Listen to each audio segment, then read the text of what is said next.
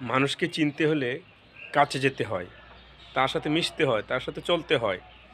তাহলেই বুঝতে পারবেন মানুষটা কেমন, তার আচার ব্যবহার, তার চরিত্র কেমন।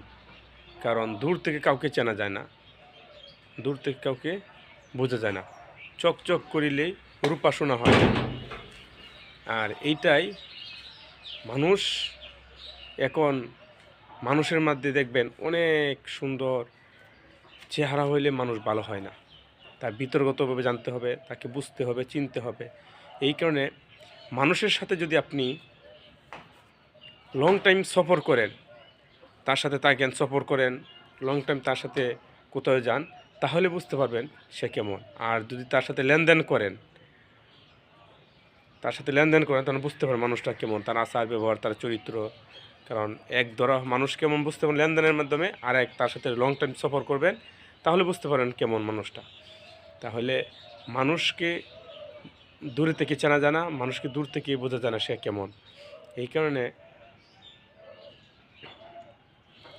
মানুষের সাথে চলতে হবে সুন্দরভাবে, ভালো মতনে। শুভ সকাল। ইনশাল্লাহ ভালো থাকবেন, সতর্ক থাকবেন, খারাপ মানুষ থেকে দূরে থাকবেন ইনশাল্লাহ।